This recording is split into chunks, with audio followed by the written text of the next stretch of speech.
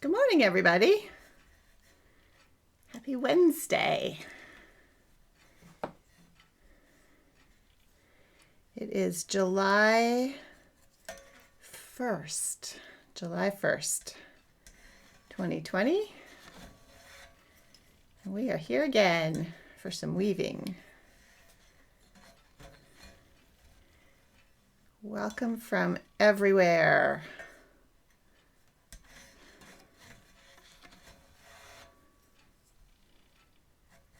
Let's see.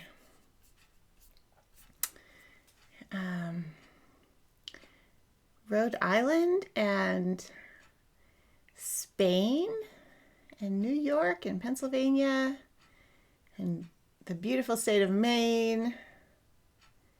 And Northern California. Personal tapestry retreats are fantastic.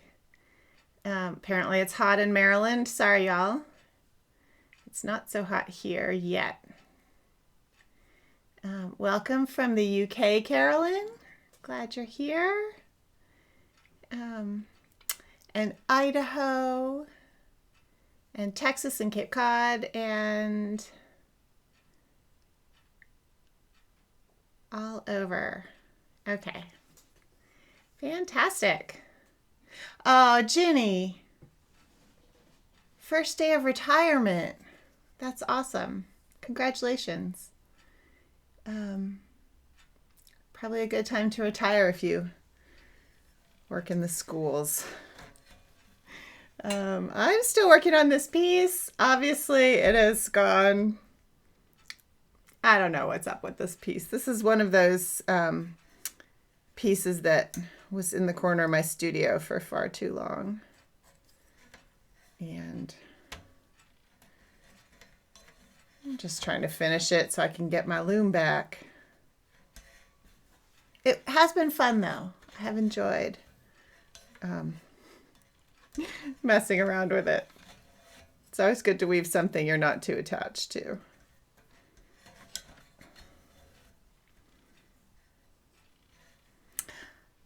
Happy Canada Day, Robin. Adirondacks, Colorado. Ooh, it's cool in the desert today. That's good, Jennifer.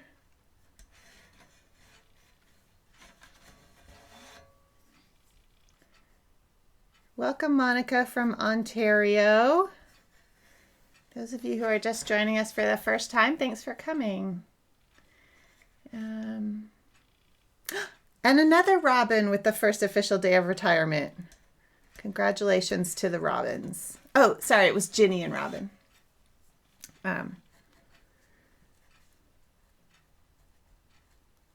Two there. I'm just, yes, Sue, this is an exercise in angles and curves. And last night I was watching a really dumb TV show, and I realized partway up that I had moved this over one too far, and so this blue line became too wide, and I decided it was a design feature. I didn't want to take it out because I would have had to take out not only this line and this line to back these up, but I had already woven this purple part, and so that was my decision, that it was fine as is. But yes, angles and curves.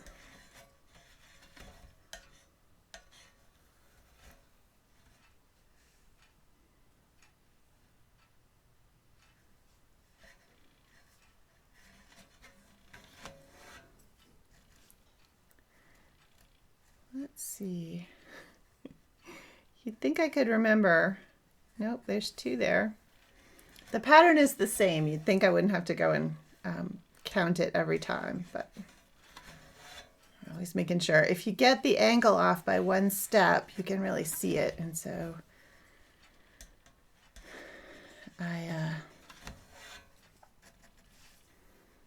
trying to keep it consistent.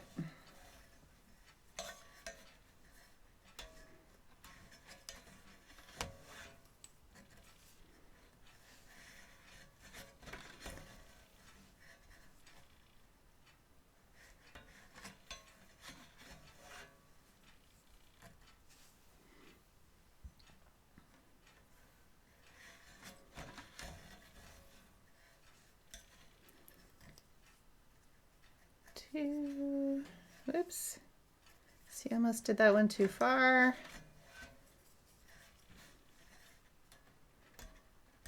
Okay.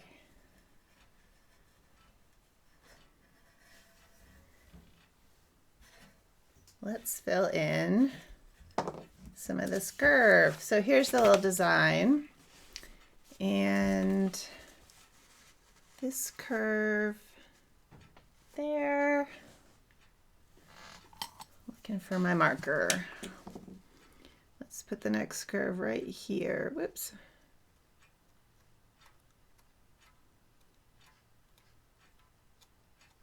I normally actually would mark all of the curves on at once, but I felt like I wasn't really sure how this design was going to shift, so one at a time is my decision here. The next color is the blue rainbow color. This is Weaver's Bazaar 18-2. Kate, thanks.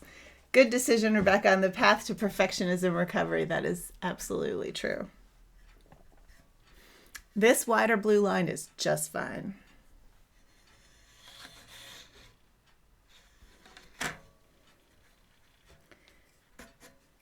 Let's see.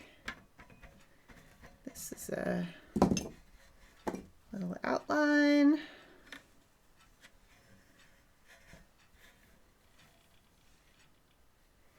Got 2 there. I talk to myself a lot too. Apparently I do it even when I'm on live.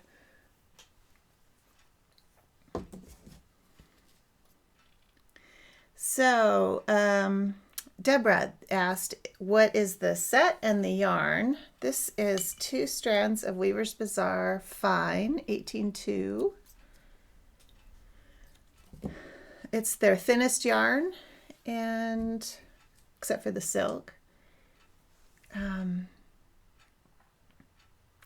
And the set is,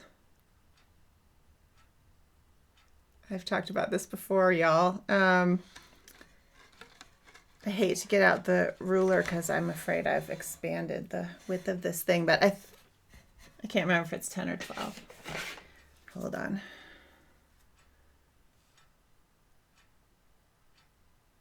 It's 12.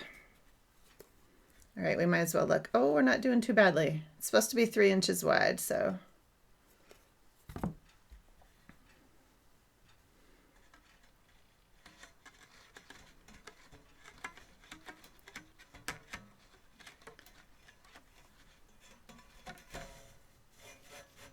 I hope you all are finding something good to weave as our pandemic continues and we all try to manage it as best we can.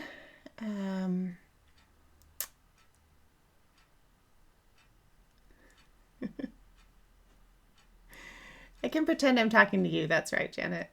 I'm not going to care. Weave on. That's good, Janice.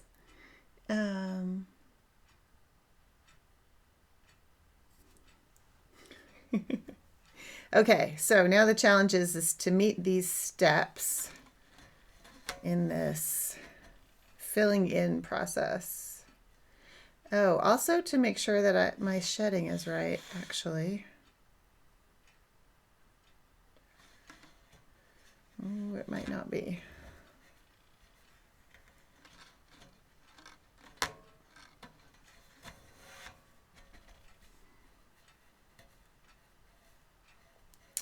It is not. So my plan of throwing 2 butterflies in there is foiled because I don't want to goes that way.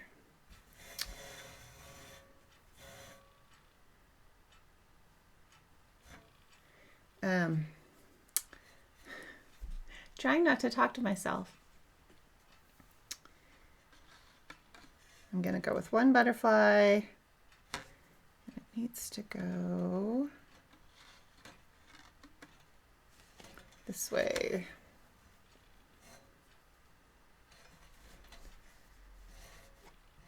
Because this line is pretty steep, I don't want to run. In another case, I might have just run shifted the shed by just running the yarn down there. But I don't want to change this angle to be, I don't want to smooth this angle out because the rest of them are all stepped. So we'll do it like this, and voila, now the sheds are right.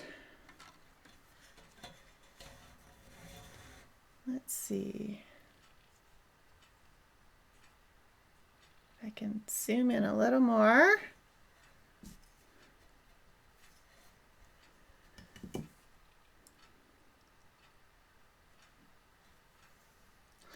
Shelly asked what warp this is. This is at 12 EPI 26 cotton seine twine, 20 over 6. It is the thinnest cotton seine twine that I know of. Works great at 12. It even worked at 16 in that other piece I was doing a few weeks ago.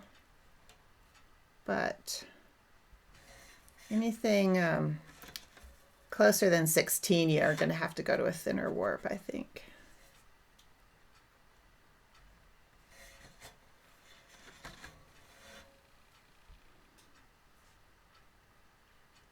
Yeah, Maryland, Kansas mandating masks. I've been waiting for Colorado to do that, and they have not. And I've been somewhat disappointed in our governor for that.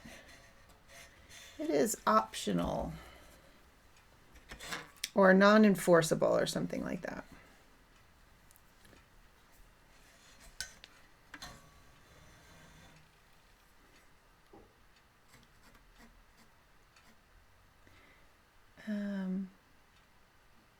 Yeah, Judy says she got her copy of Anatomy of a Tapestry. I also got that book just Monday night. It is beautiful. It's the Jean-Pierre La Rochette book.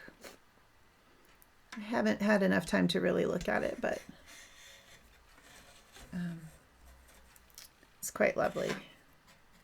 Okay, now if I were paying attention, I need to fill this in with 2 steps on every step so that the angle looks the same, and I'm in danger of not paying enough attention.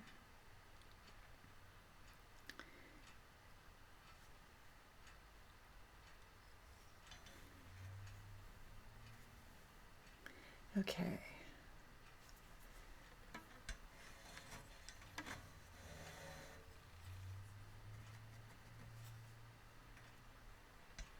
Sorry about the camera focus.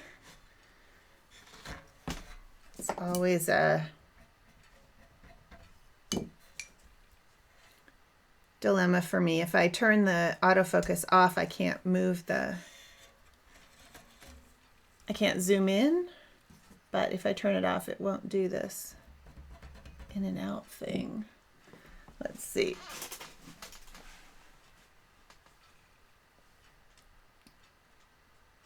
It probably bugs me more than you all, but let's see if that's better.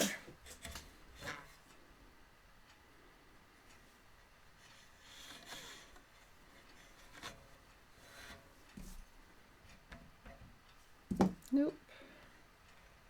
Don't like it.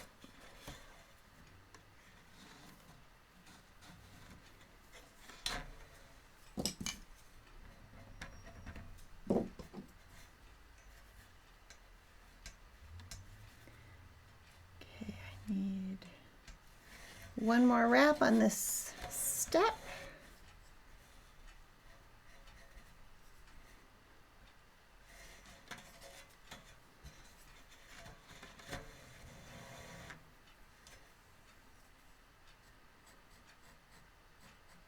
Welcome, Judy. Live. First time live. We should have first time live prizes. Glad you're here.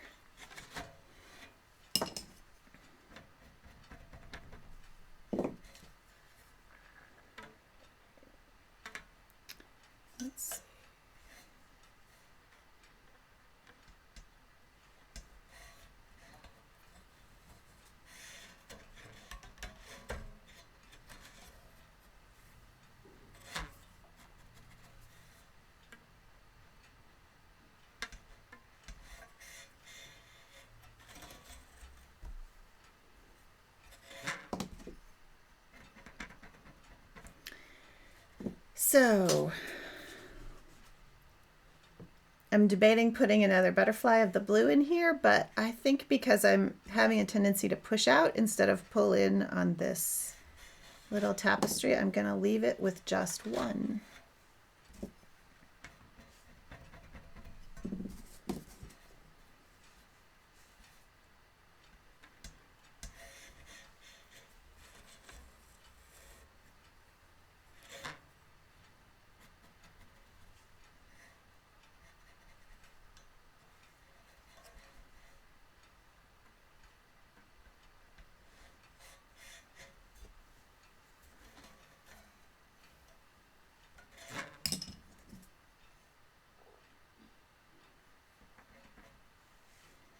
Thanks, Betsy, for pre-ordering my book. That's awesome. And I'm glad you got your saffron.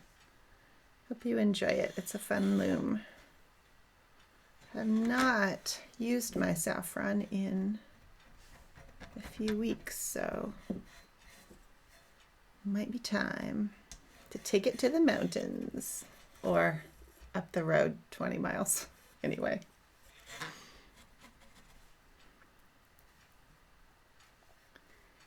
That looks like it was a, no, funny. That wasn't a mistake. It just looked funny. Hill and valley threads. These hills will fool ya.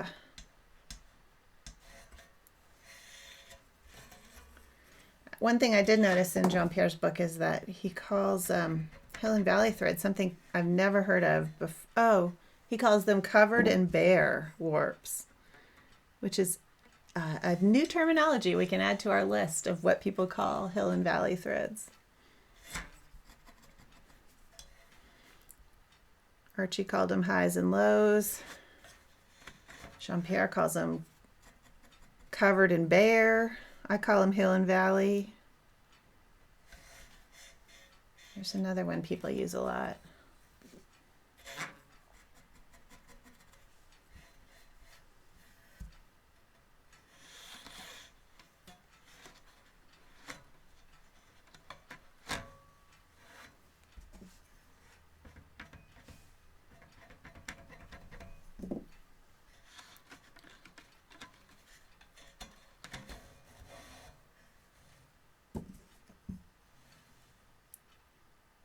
Hello, Evelyn from Sweden. I love seeing people from all over the world. It's really fun.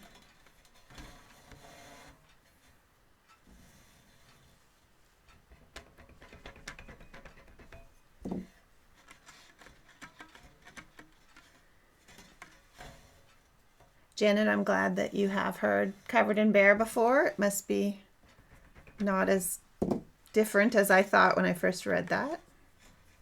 I'm sure if Jean-Pierre uses it, it is used by many other people. Maureen, yeah, she's commenting on that comment I made about why I decided not to go back to 2 butterflies here.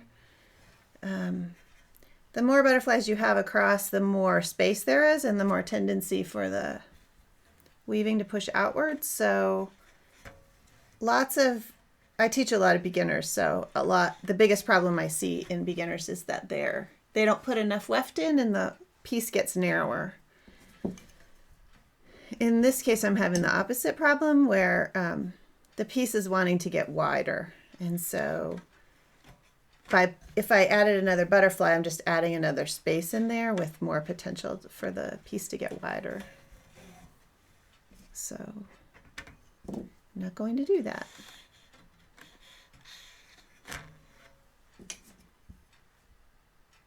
Oh yeah, Michelle, you saw my Instagram stories post. I can put that up again. I saw, I went on my first backpack this year, Sunday and Monday, and I saw a mama moose with a pretty new baby. And I see a lot of moose in northern Colorado, but this mama was the most, she wasn't aggressive, but the least fearful of any moose I've ever seen. And I have seen mamas with babies before, but this was a really new baby. And she at first walked away from me, but then started walking back down the trail towards me. And I was like, oh, okay. I'll just get out of your way. And then they just ran off and found their dinner somewhere else. It was very cool. I'll put it back on my Instagram story, so if you want to see the baby moose, you can. It's not the greatest video, but it's fun to see.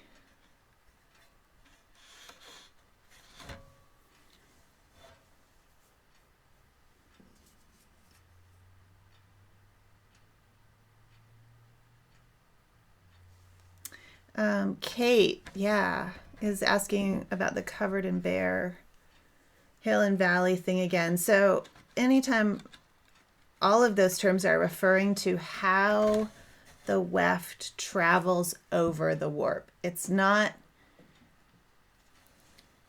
this has been confusing for people, it seems.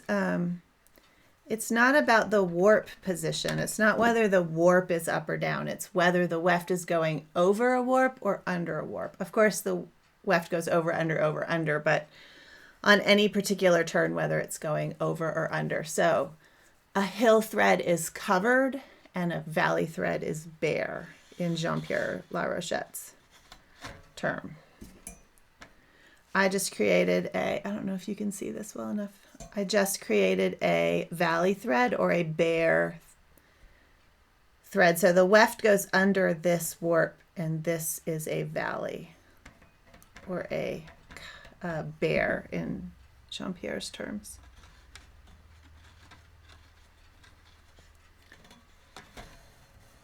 High and low. Yes, Anna, that's the other one I was trying to think of. Thank you.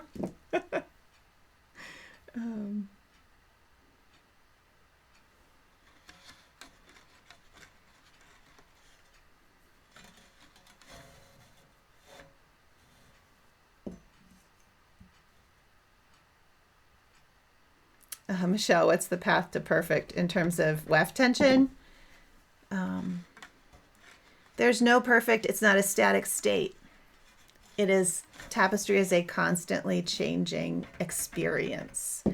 You'll never find perfect. If you're looking for perfect, you will be frustrated.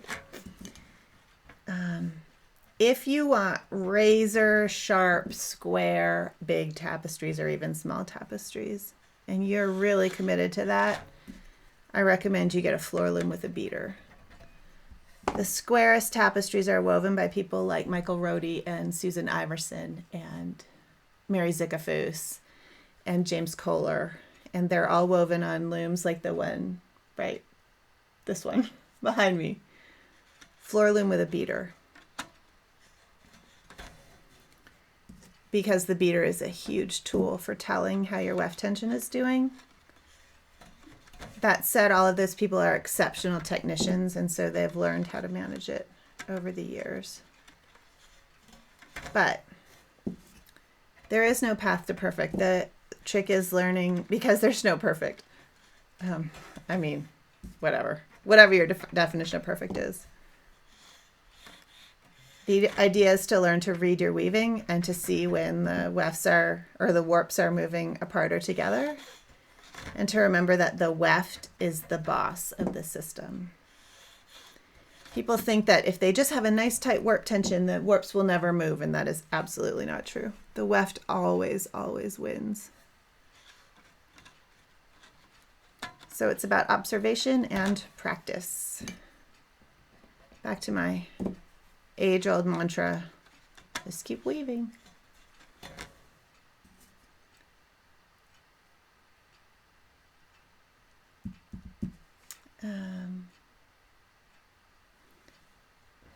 Yeah, that's probably true, Summer. She says she forgot to double her salvages. I use a doubled salvage and 2 warps on the edge.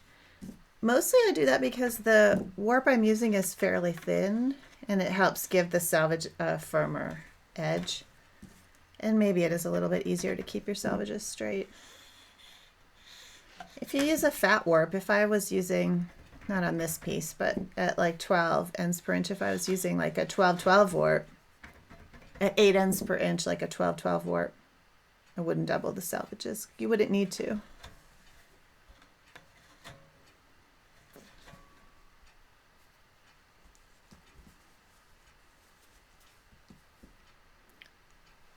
Anyone else always guessing how much weft they need for the rest? Like, I have to fill that in. I'm going to go just a little short like I always do, and I'm going to need like 4 more inches. Either that or I'll way overshoot, and then I'll feel like I'm wasting that foot of yarn.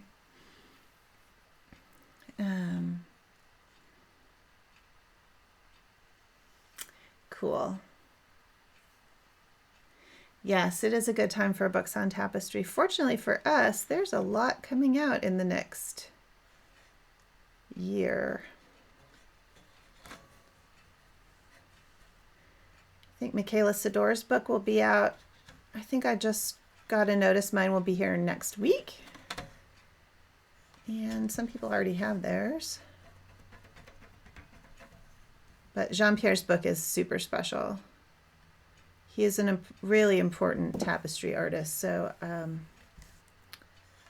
highly recommend that book and his other book, which is probably harder to get, called Tree of Lives. It's a autobiography.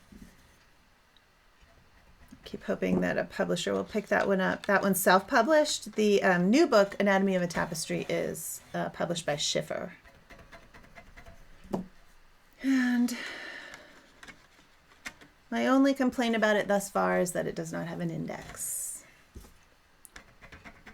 I don't understand why Schiffer lets books get published without indexes. But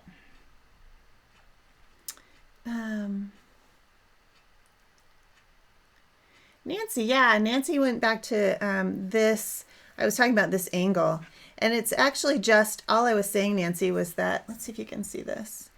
There's 2 steps over, 1 up, and there's 2 here. All I'm saying is keeping that consistent will make this angle consistent. And even as I'm filling in the blue, 2 over, 1 up, although this is a good, in that book of Jean-Pierre Larochette, there's quite a lot about angles, and there's actually a lot about angles in my new book that I haven't put in an online class. And here you can, this is because these values are so different, you can actually see it quite well. The difference between bare and covered, or hill and valley, or high and low, or whatever the other one someone just reminded me of was, is that one of these steps is on a hill thread, this high one. Can you see that? Yeah. So this high is on a hill thread, this next step is on a valley thread. So because these values are so different, you can really tell that the angle is going a little bit jagged, and there are ways to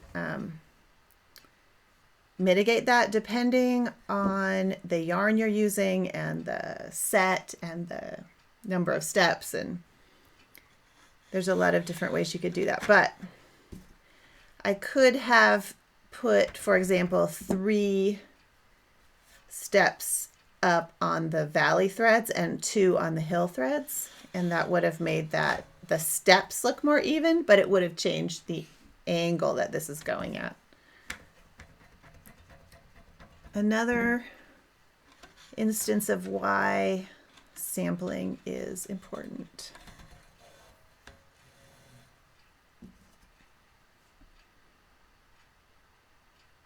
Jocelyn, is there a wool warp like the 26 cotton seam twine? I don't know of one, Jocelyn. The problem with wool warps, maybe brown sheep, it's thicker than this warp, but the brown sheep warp is a single. The problem with wool is that it's weaker, and so the really strong wool warps are plied, and so they won't be this thin. Someone may know of one that I don't know of. You could, I'm sure handspin one that was strong.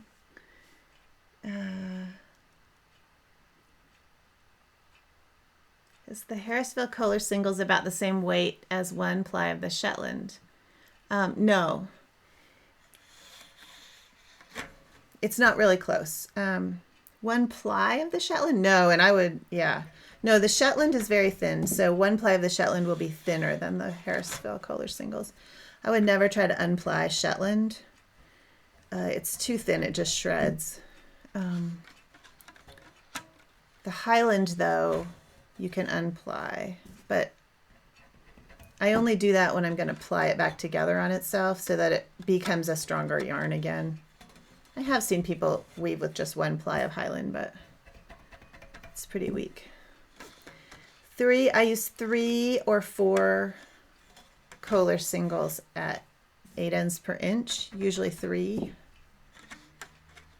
I would use 2 strands of Shetland. So it's close, but it's not exactly the same.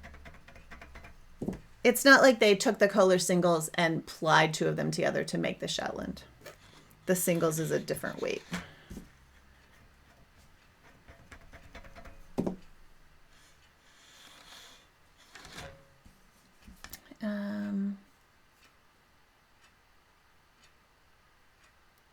Do I normally use 12-12? This is Kate, the other Kate. 12-12 work for ADPI. I don't, Kate. I use 12-6 or 12-9, which is much thinner.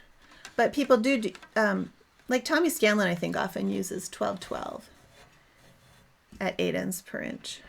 And it makes a nice fat bead. So if you like a really fat warp bead, 12-12 at 8 ends per inch is nice. Tommy's has 2 books coming out. One is by the University of North Georgia Press. I have not seen it on Amazon, but it probably will be on Amazon. I can't imagine that the press wouldn't put it on Amazon. It will be out in September. I think the date was September 8.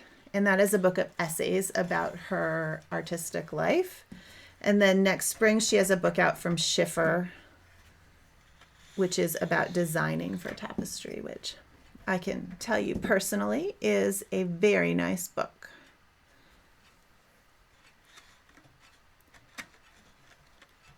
I haven't seen the final manuscript of it, but it's going to be great. Empty and full. Thanks, Janet. Yes, all of the. I should make a list. Maybe I should weave the list of all of the terminology people use for Hill and Valley threads.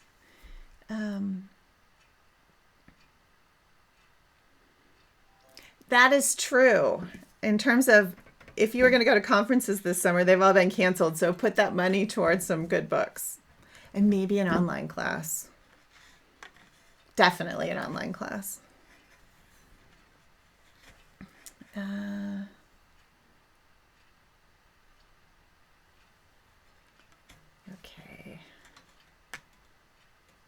The advantage of having only used one butterfly here is that now the shed is easy. And, oh, thanks, Janet. So Janet's talking about Claskins is a company. Actually, I used to use their wool when I wove it in El Rito at the Northern New Mexico Community College Fiber Arts program. They have a 2-ply wool, which Janet uses at 10 EPI, so that's worth checking out. I don't know. Do they have white, Janet? I know they have brown wool. I've only used their brown wool warp. Oh, great. So Sarah says, this is Sarah Sweat. She says you can add twist to a very fine existing wool weft and ply or cable it to make a strong and relatively fine wool warp with plenty of twist. So here, for the person, whoever wanted to see that, just read this for a second and think about it.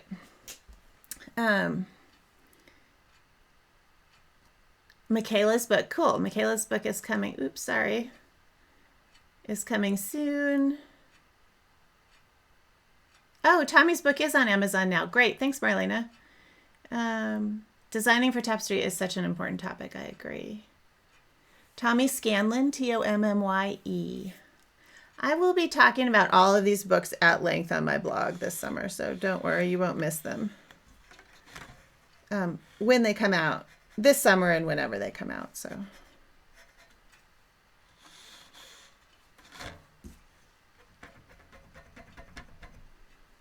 I'm excited about all of them. Michaela Sidor's book, The Art of the Cloth, is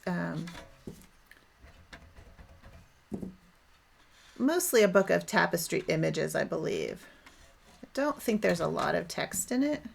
See, look what I said. I said I'm not going to have enough weft. I'm going to be like 3 inches short, and it's going to happen.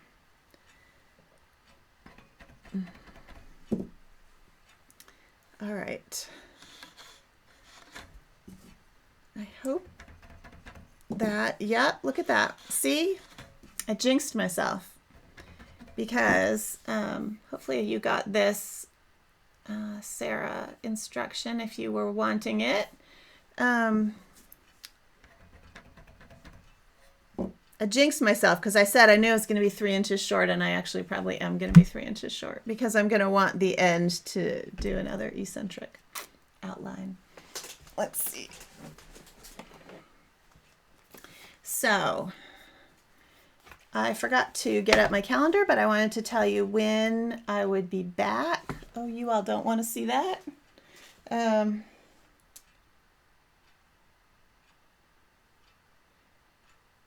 I think it is on the calendar, but on the webpage, I believe it is. Oh, I'm looking at 2017. Hold on. I don't know how that happened. It is Wednesday, the 22nd of July.